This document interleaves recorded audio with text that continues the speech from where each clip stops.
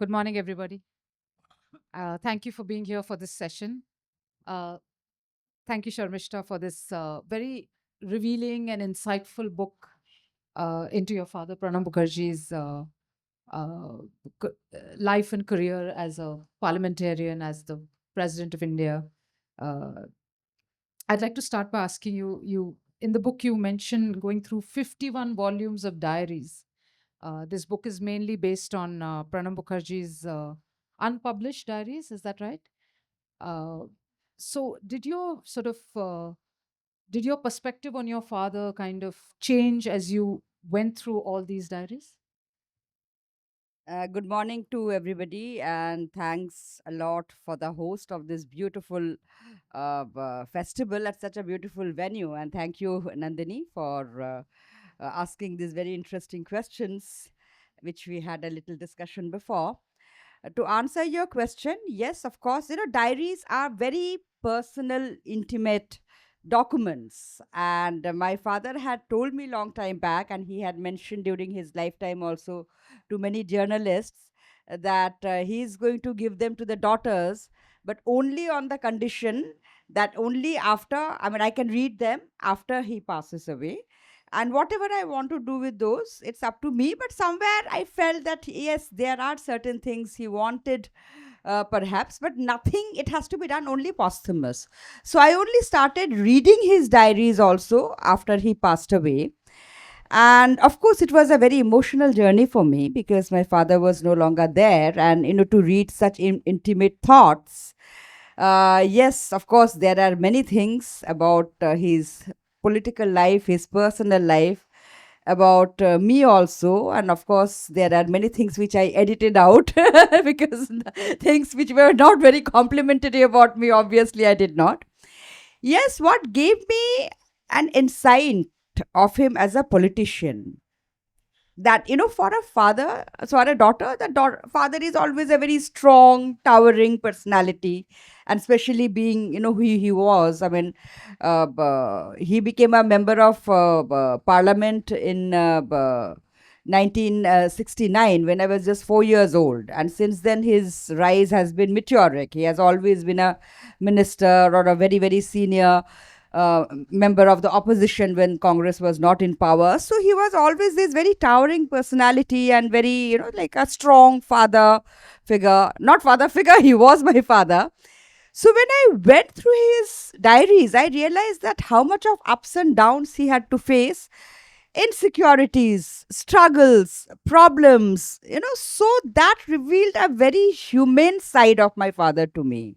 And that was something very revealing, that at many times he was on the verge of even quitting politics. So for somehow or the other he did not. So I think that was the human aspect of politics, I would say. That was a big came as a big surprise to me. You write in the book that he had never traveled beyond his native state of West Bengal till the age of 34.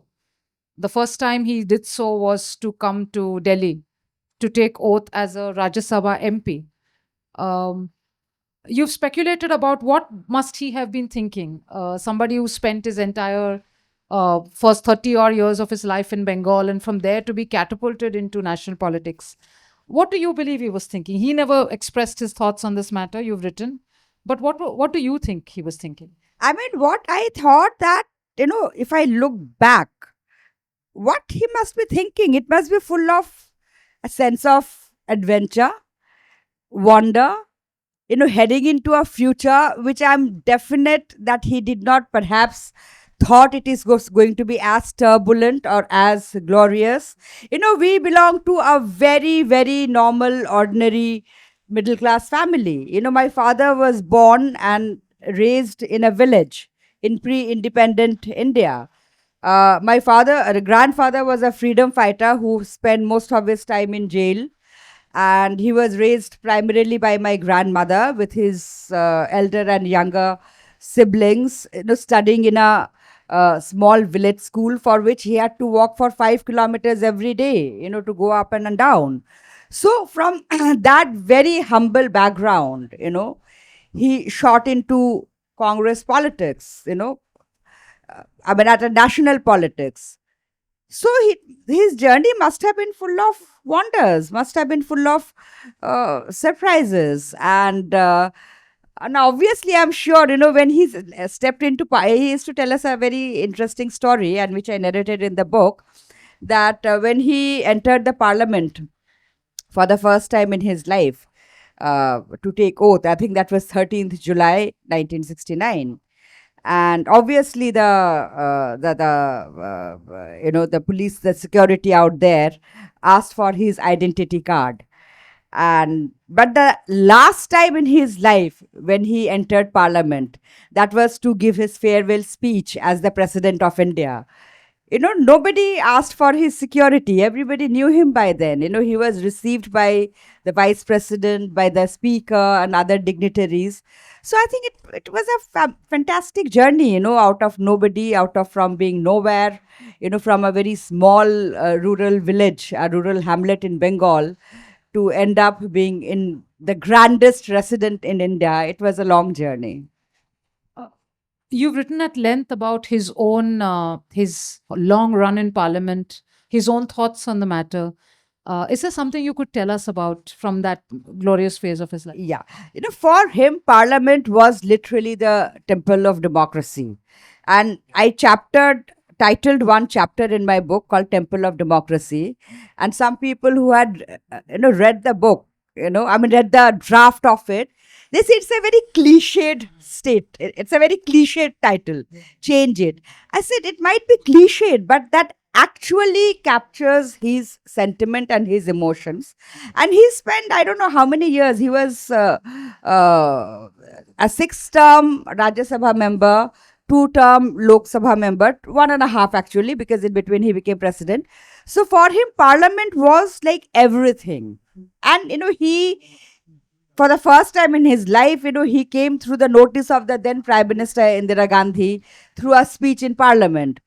Through attending parliaments, he learned about various, not only issues involving our country, but different points of view. He learned to argue, agree, disagree, trying to convince people. And, he was known as a consensus generator. He had that because he learned this ability. Because, he, a couple of times he told me that politics and governance in India is nothing but managing conflict.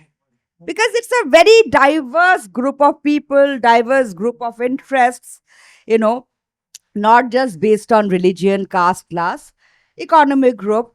So primarily it is management of conflict. And Parliament is the best school, best institution, where, because, it is represented by so many diverse group of people, diverse ideology.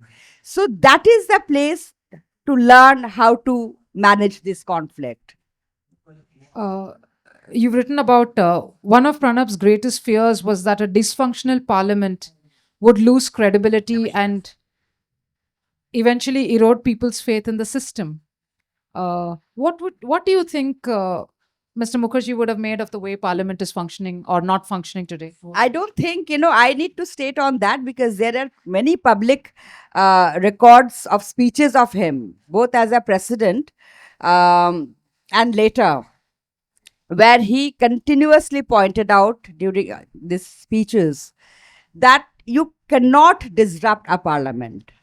You should not disrupt a parliament, because parliament is a place people have the right to express their opinion.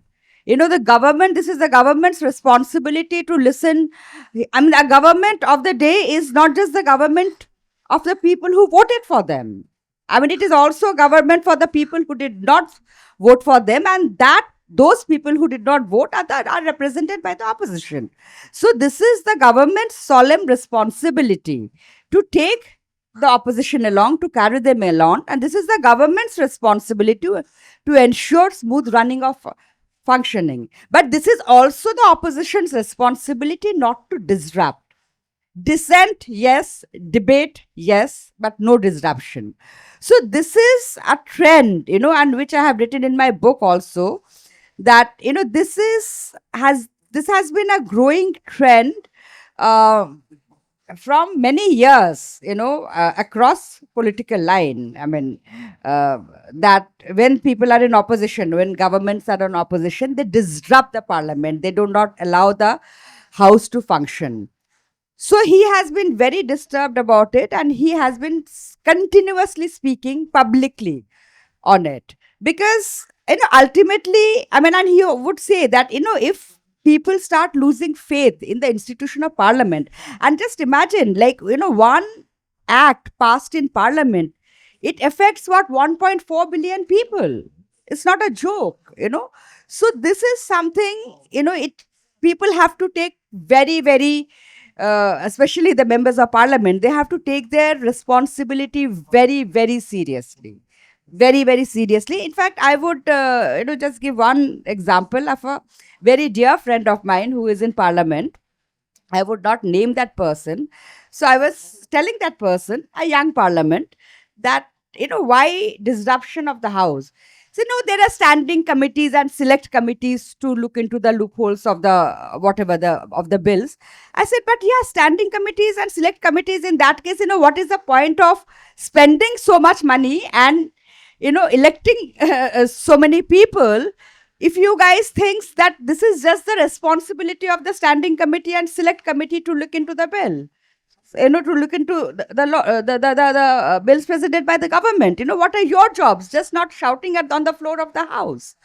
So this being a member of a political family, I have also started questioning.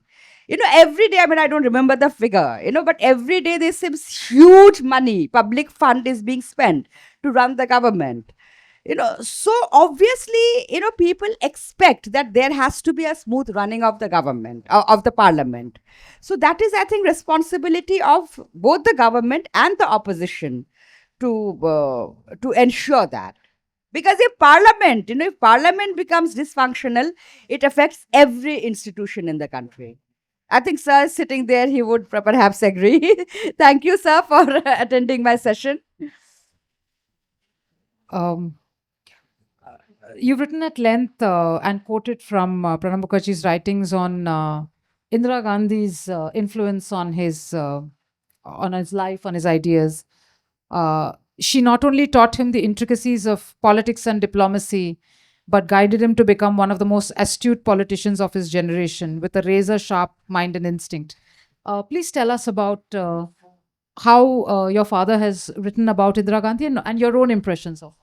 Well, Indiraji was my father's mentor until the very last day of his life. He always said that whatever he became, whatever he achieved in his life, it was because of Srimati Indira Gandhi. And there are many, lots of incidents. He would never get tired of talking about it. A lot of it in the book also. I don't want to repeat it. But even, like, not just politics, not just diplomacy, not just policies, but even he taught him how to dress. My father, coming from, as I say, very rural background, and then he did his education in Calcutta, but he was not a very stylish person per se. He was a very casual. So in his earlier days, he used to wear those half sleeves shirts and trouser, what you call bush shirts, or so they were very casual, or dhoti kurta. So after he became a minister, in those days there used to be deputy minister. I don't think they have deputy ministers now. A very junior, the junior most rank of minister. But whatever, he became a minister, and then he was called by Indiraji for something. So he walked into his office wearing his bush shirt and trouser.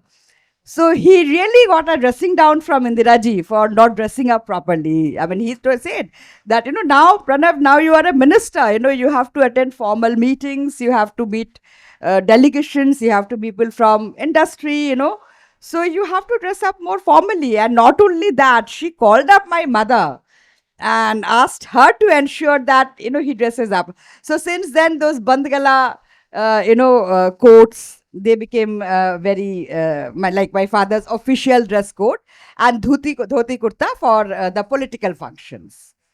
So, like, these minute details, like, there are so many incidents which are there in the book. Yeah. But again, as I say, that my father's I mean, I think, his personal loyalty towards any political leader, it began and ended with Indira Gandhi. After that, he served the party, but not his personal sense of loyalty always belonged to Indira Gandhi. There are some candid portions in the book, in the diary that you quote later, where Pranab Mukherjee writes that sometimes I think how far I and people like me are responsible for this decline. He's talking about the decline of the perceived decline of the Congress party. Did the blind loyalty of people like me to Indira Gandhi in the 70s and 80s and later to Sonia Gandhi, was that greatly responsible for mortgaging the party to the family? What are your own views on this? Well, my own views are immaterial, to be very honest, because I don't have much experience in politics, just 5 years, and having a very veteran Congress person, administrator, former minister, member of parliament, I wouldn't dare to open my mouth in front of him. But somehow, I mean, throughout my father, as I say that, he was totally firstly a blind follower of Indira Ji, and then later, of course, of Congress party, he was one of the most senior leaders. So he must have seen a change, and it started during Indira Ji's time only. That, and especially after the split of Congress, after the emergency, when the Congress was totally wiped out from the north, especially, and then within the party there was a lot of opposition to Indira Ji. So she engineered a split. Congress I became, and then of course, after that there was a spectacular comeback. So before that also, I think 1967 or 68, there was the first split of Congress. I don't remember the exact date. So as per him, these splits, it kind of weakened the organization. And especially post Congress I, there was a lot of concentration of power of within hands of Indira Gandhi. And she took total control of the organization. And somewhere I think I don't remember the date, but there was one Chandigarh AICC session in Chandigarh somewhere in 70s. So there my father, I mean, I found it very interesting. I wrote it down somewhere and then I quoted that. He wrote that, for the first time, and he had been attending Congress session even just as a normal regular participant because of from my grandfather's time, like pre-independent days, because my grandfather was a active member and also a delegate of Congress from West Bengal. So he has seen this. So somewhere in 70s there was a Congress session at Chandigarh where he wrote, for the first time I am noticing there is a lack of dissent, lack of divergence of views within Congress. I don't know whether it's good for the party or good for democracy. So perhaps that trend started emerging, because you see, Congress itself was like a mini India. And he goes on saying that because of so much of the divergence of views within Congress, whenever a consensus emerged within Congress about any particular issue, it could be kind of taken as a consensus of different views within India, because Congress was such a diverse group. It was a platform. So when that lack of, expressing opinions, divergent of views started happening, somewhere I think over the years, it weakened the organization, it weakened freedom within the party. And of course, a person like Indira Ji, had the charisma to get votes. Rajiv Ji was there for a very, very, very short period, but within that, she made her mark. Sonia Gandhi Ji, her greatest strength was, getting all the coalition together. But also this is my personal opinion, and that, coalition depending too much on coalition partners, it weakens your own organization. So all these things over the years, has weakened the organization, created a culture of psychophancy within Congress. where nobody dares to say anything, which is against the views of the high command, and which is not good for healthy functioning of a party. And that is perhaps is the result, which we are seeing after so many years, Congress, the state where it is today. Uh, could you tell us a little bit about there was a possibility of Pranab Mukherjee becoming prime minister after Indira Gandhi's tragic assassination. There's a lot of political intrigue that happened at that time. There is some aircraft incident. So could you just briefly tell us about that? Yeah, it was claimed that my father, he, when Indiraji's assassination happened, that time he was in Kolkata along with Rajiv Gandhi. They were addressing a rally. So in Bengal, not in Kolkata, in Bengal. And they got the news together. So they came down to Kolkata and from there flight back, and it was claimed by some people who were there that my father that time claimed that he wanted to become the prime minister. He asserted his. So that was not like that. They were discussing. There was Barkat Ghani Khan Chaudhary, a very senior minister in Indiraji's, and then later on in from Bengal. There was Balram Jhakar. There were some other senior leaders, and that is the time some rumors were spread that my father asserted the claim, but it is not true, because Balram Jhakar asked that what is the usual procedure in this kind of situation. So he said the usual procedure is that the person second in command, usually takes over, and he gave two instances where Gulzari Lal Nanda took over as interim prime minister after Pandit Nehru's and after Lal Bahadur Shastri's death, and then the Congress Parliamentary Party, they elect their leader, and then. But at the same time, he also advised that this is not a normal situation. The other two prime minister passed away naturally, but here a prime minister has been assassinated. So there has been a lot of vacuum. So he suggested, and which everybody agreed, that Rajiv Gandhi should be immediately made the prime minister without any because at that time there was no scope of any kind of squabble within the party, and it was very important to put a very strong message, not only within India but also to international community. There was forces were mobilized and sent to the border, so this was a very disturbing situation. And even here in Delhi also, PC Alexander, Arun Nehru, who was a very close friend of. So they all came to the same conclusion. And PC Alexander, in fact, later wrote in his book that a canard was spread, obviously to create differences between Rajiv Gandhi and Pranab Mukherjee. That Pranav he had claimed to become the interim prime minister, but this is absolutely not true.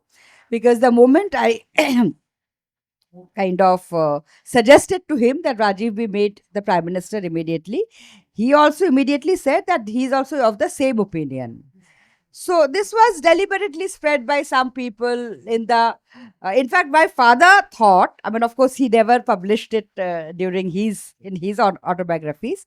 He thought that perhaps it was Barkat Ghani Khan Chaudhary who planted the story first to the media, and then later on it was taken up by others. And he's distracted. He also had detractors in the party because he was very close to Indira Gandhi, and so obviously there are always political rivalry within the party. Right. So that is something which was created, this rumor. Well, he did become the president of India. And there's a funny line in your book where you said the size of my bathroom at Rashtrapati Bhavan was large enough to accommodate half my apartment in Greater Kailash. Could you tell us about your experience with Rashtrapati Bhavan? What is living in that place like? Well, firstly, I never lived in that place because that place could be really kind of scary for a person. And secondly, there is no concept of a private space other than your own bedroom and bathroom. There is no concept of privacy in Rashtrapati Bhavan, because right outside your bedroom, there was a long corridor in the family wing. I mean, where there are these armed guards are posted, so you just can't step out of your. In fact, on the very next morning, I had a very funny incident and very embarrassing incident. So, the president and his family, they're moving in, and the old presidents and their families moving out happen simultaneously. Because once you take oath as a new president, you can't, because of protocol and security, you can't stay outside Rashtrapati Bhavan. And similarly, so it happened simultaneously. So the new president, he moves into the what you call the guest wing, while the family wing is being kind of prepared and all. So so we moved into the guest wing, and which is like really grand and everything. And of course, my aunts and everybody had come from um, for the swearing in ceremony. So the next morning after the swearing in ceremony, I stayed obviously at Rashtrapati Bhavan, and my aunt's room was nice right next to mine. So I just thought that I will go to their room for a chit chat in the morning. I got out, wearing my nightie, and one of those like real old, faded nighties which you just love so much that you can't throw it. I stepped out of my room wearing my faded nightie, and there was this tall gentleman in the uniform of Indian Navy, and some liveried men were just standing there. They were talking. I stepped out. Everybody looked at me. I just kind of, like squirmed, didn't know where to look, what to do. And this gentleman, in his very typical military style, they click their heels. I said, "Good morning, ma'am. Hope you had a pleasant stay."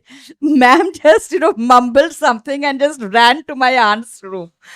I mean, it was really, and then I discovered that, you just can't step out of your room without getting properly dressed, or, like, so it's very, very protocol driven. I mean, once I remember, like, my parents' room where is on the like first floor, mine was in the second floor. So within the family wing. So I was just, going from my room to their room, and within the family wing, I was moving like it's within the house, and everybody is given a coded name. So my was some Victor 26 or something like that. So suddenly I heard one of this police guy talking in, Victor 26 moving to, the president's room. I said, "My God, every movement is tracked." So I mean, it was, but of course, it was a great experience. It was a great experience. And you are treated like a princess. Like you say anything and it is done. So that's the positive side of it. And, I am lucky that, that time we are only one of the like 13 families to have experienced this grandeur, this honor, this prestige. And so it was really fantastic. But yes, I'm glad that I did not live at Rashtrapati Bhavan. I stayed in my small 2-bedroom apartment. Of course, I had my room there. I would sometimes go and spend time. But yes, living there is not for people who really enjoys their privacy. Thank you for that. The diaries are now you sort of have you've inherited the diaries. Would you be open to if scholars or writers wanted to perhaps write a further biography or write more about Pranab Mukherjee? Would you be open to sharing them with Yes, of anybody? course, but as I not immediately, because there are also very many personal details and stuff like that, and it's not only about me, about about my brothers, about my aunts, So this is something I need to consult them, because they are not public figures, neither am I. So I think we also have right to our privacy, and so we need to figure out the way, I mean, this Nehru Museum, now it's called Prime Minister's Museum. So they have offered to house his papers, which I'm sorting out. And diaries also, I would like to give it to them, but only after my passing away, because diaries are also, again, as I say, very personal documents.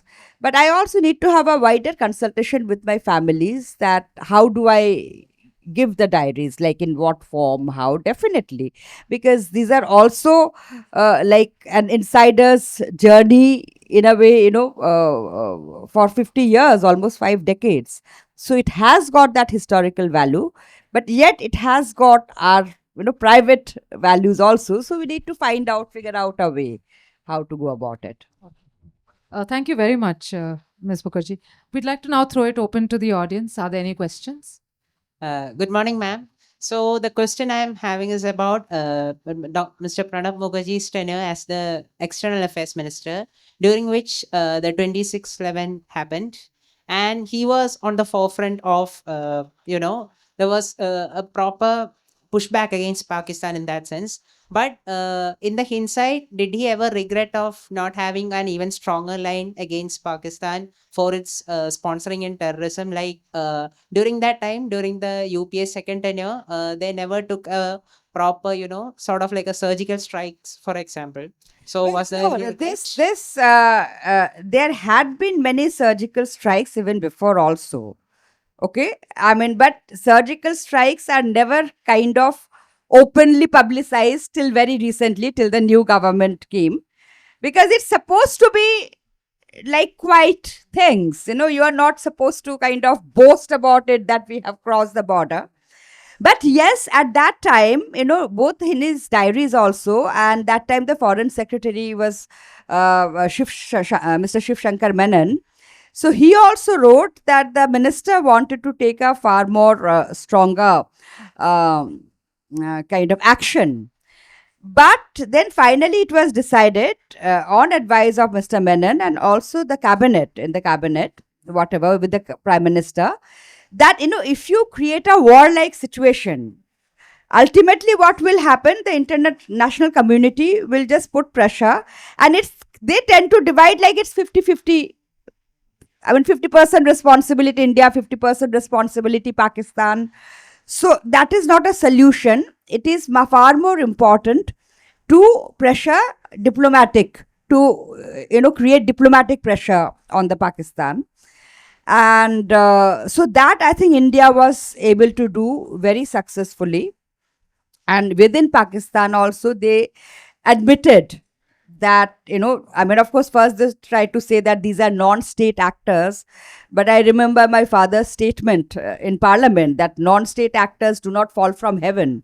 They also operate from geographical entities. I mean, they are operating from Pakistani soil. So they agreed for the first time that yes, it's happening. I mean, lot of like our evidence was there, shared with various countries. So there was a very strong diplomatic endeavor was happening. And that again, this reason that why another kind of more physical action was not taken, because primarily because of this, that in that case the whole issue would get diluted, and ultimately the result will be like 50% Pakistan's, 50% India's responsibility, that kind of a scenario. In my book on Rajiv Gandhi, which is going to be discussed in a few minutes I will come. next door, I have argued that the reason why the Congress is in the dreadful state in which it now is primarily because in 2012, both Dr. Manmohan Singh and Mrs. Sonia Gandhi fell seriously ill. And at that time, had the wise decision been taken, which wasn't, to make your father the Prime Minister of India, then the awful things that happened in 2012 and 2013 of a lack of governance would not have occurred, and therefore we would not have had the last 10 dreadful years. So, would you like to comment on my firm belief that the worst decision the Congress ever took was to continue an ill, sick prime minister instead of turning to someone else who was available? The decision should have been to make Dr. Manmohan Singh the President of India as a reward for all the good that he had done the country, and to make Pranab Mukherjee the Prime Minister of India. Would you like to comment on that, or is it too embarrassing to do so? Well, it is a bit embarrassing for me as a daughter to comment on that. But yes, I would perhaps can say one thing, that being a seasoned politician, my father was, and having, sir, I mean, history has its own movement, history has its own way. Nobody can change that. Perhaps BJP might have come back to power, even if might have come to power. But I don't think Congress would have fallen to 44. We would have had a far more stronger opposition. And plain and simple, two reason what my father once telling me, that one, perhaps he would not let the division of Andhra took place. He wouldn't have Telangana happened. And Andhra has been a very strong supporter, even, and secondly, he would not have allowed Mamta to work out of the opposition. I mean, just in terms of, and within Congress also, the performances would have been perhaps far better. So, yes, I think certain political decisions would have strengthened the the UPA coalition, and maybe Congress UPA would have lost, but perhaps we would have been a far more stronger opposition. Thank you, sir.